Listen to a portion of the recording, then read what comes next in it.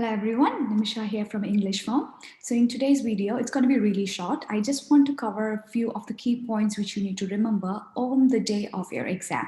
So it would be good if you watch this video at least 4 to 5 days ahead of your actual exam day.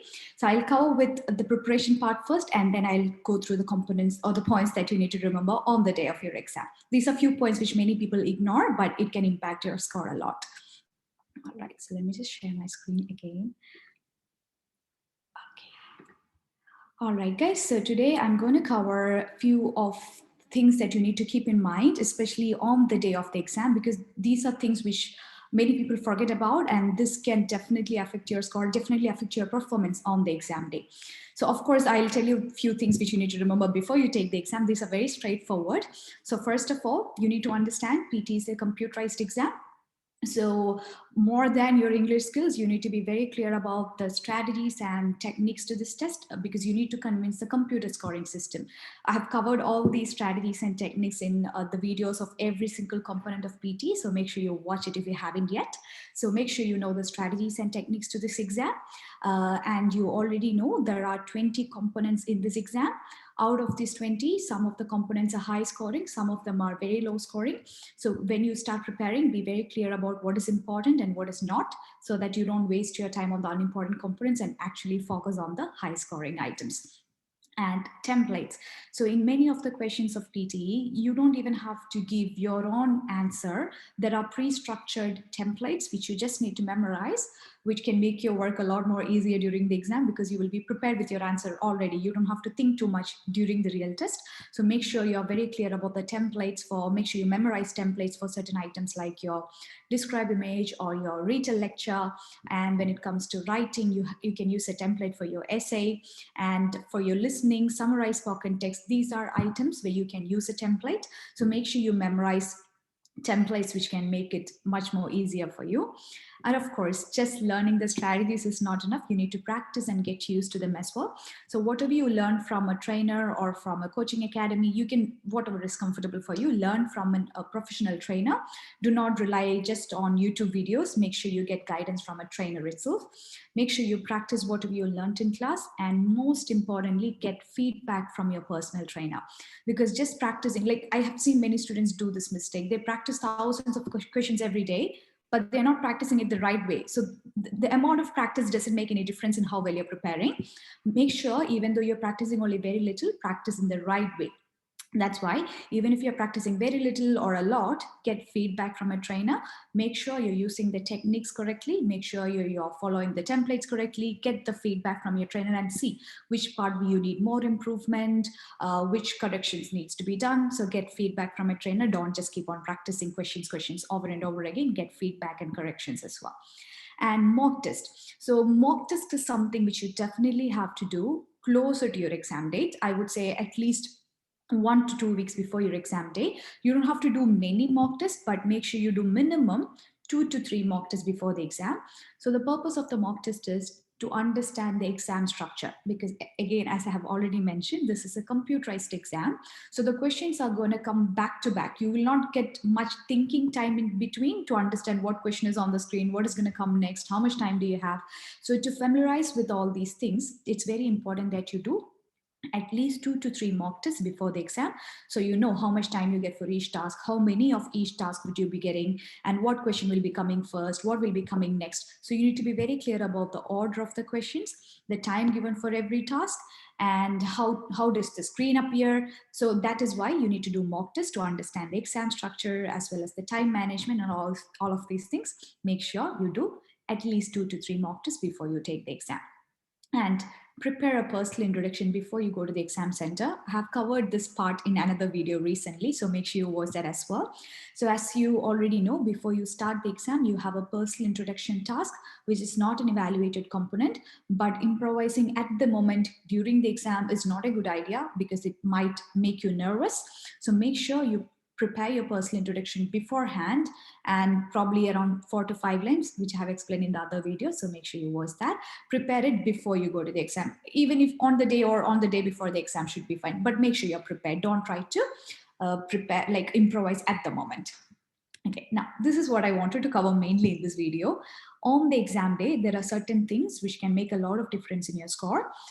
First of all, get to the exam center at least 30 minutes ahead of your appointment time, ahead of your exam appointment time.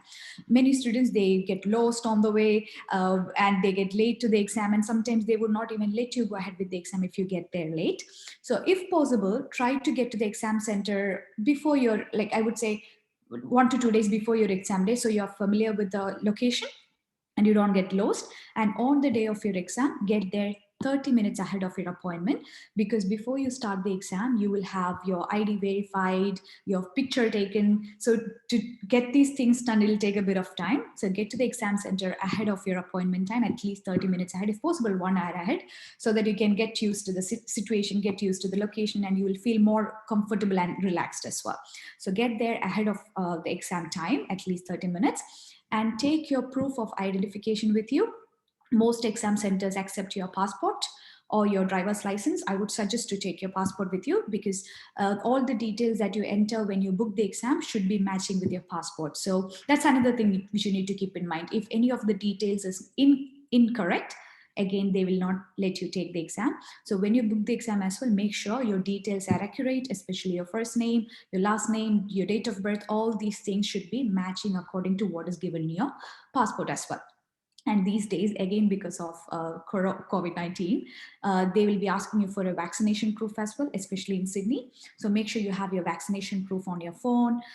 They would be checking that as well. And again, you have to keep a mask with you too, because these days, again, because of COVID, you will have to wear a mask during the real exam.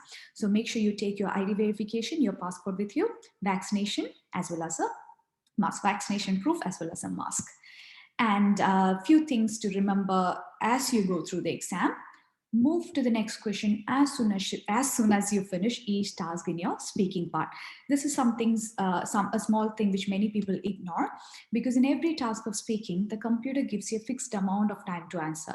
But in most of those questions, we'll finish answering early. So if they give you 40 seconds, in some of the items, you might finish within 30 or 35.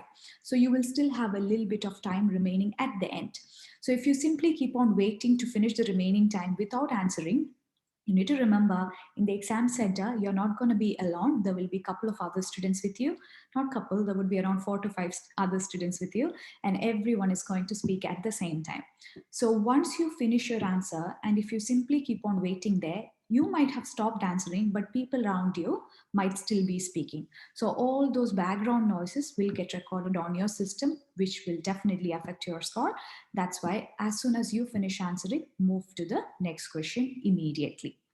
And you need to be very careful about your time management in your listening and reading. As we have already discussed in the other videos, in your listening and the reading modules, the computer will not be allocating specific time for each task. It'll just give you a total time for all of the questions together. So you need to manage it in a way so that you're able to answer every task. You should not be running out of time at the end, because if you do that, you will miss a couple of questions at the end, especially for your listening and reading. And note taking, this is one thing which I wanted to specifically mention today. So you don't have to take your notebook and pen with you. The exam center will be providing you with a notebook and pen. And I would say it's not a normal notebook that we use. It's an erasable notepad, which is made of plastic, and you will have a marker pen, not the normal ballpoint pen or ink pen that we use. It's a marker pen. So the problem with that is, when you write with a marker pen on an erasable plastic notebook, your handwriting may not be that neat, may not be that clear. And especially in questions like your read a lecture, or your write from dictation, or your summarize for context of listening, wherever you take down notes, if you try to write really fast, you may have your notes, but by the time you have to answer, you may not be able to read your writing. It won't be legible for you. That is why when you take down notes during the exam, don't rush. Make sure whatever you have written is neat enough for you to read. It's clear enough for you to read, because I've seen many students make this mistake. They try to take a lot of notes, and by the time they are able to use it, they are ready to use the notes, they're not able to read their writing, and that slows them down. That makes you hesitate, and you might be making unnecessary mistakes just because your notes are not clear enough for you to read. So make sure you write neatly, clear enough, don't rush through, And the marker pen that you use during the exam, do not keep it open for too long. It'll dry up, and then when you want to write something immediately, it won't work. So make sure you keep the cap closed at all times. Use it only when you really need it. And you could even ask for an extra marker pen when you go to the exam center. So if in case the one that you are using is not working, you can use the extra one. Okay, so make sure you're familiar with the marker pen and the erasable notebook. And according to the new exams structure, the two-hour exam structure, you will not have a break in between. This is also something you need to remember. So make sure you have enough water. Otherwise, you will lose your voice as you speak continuously for around 20 minutes for the speaking part. So make sure you have enough water. You will not get a chance to drink water in between. So make sure you have enough water before you go to the exam. Also, make sure you use the restroom before you take the test, because again, you don't have a break. You will not get a chance to go to the restroom in between. So you will have speaking, writing, reading, listening back to back without any break. Okay, so I think I've covered most of the things that I wanted to explain to you, especially for the exam day. So get there early, have your ID verification, vaccination proof, mask, and go through every question in a calm manner. Be very relaxed, because the more you panic, you tend to make more mistakes as well. So this is very important for your speaking part. Be very confident, be relaxed, and be comfortable there. All these things will come based on how well you practice. The more you practice, you will feel more confident as well. So make sure you're well prepared and be very confident during the exam. If you made any mistake in between, don't bother, just keep a calm and continue. Don't worry about the mistakes that you already made. You can continue and do the coming questions well. It can compensate for the mistakes that you have already made. So be very confident and relaxed. Manage your time properly in your listening and reading, and in all the components of speaking. When you finish, do not wait, move to the next question immediately. And for not taking, make sure you write in a neat handwriting, at least good enough for you to read. Nobody's going to look at your notes, but it should be legible for you to read. And take the break before the exam. You don't have a break in between. Use the restroom and have enough water before you take the exam. All right, so that's pretty much it, what I wanted to tell you today. So yeah, so I think this video is helpful for all the students out there. Make sure, if you haven't watched the other videos, make sure you watch the strategy videos. I have made strategy videos of every single component of PT. There are 20 videos in our playlist named PT tutorials. Make sure you watch that. It can be really helpful for you. Get templates, get feedback from a trainer, get a proper guidance from a trainer, practice regularly, do mock test, and good luck.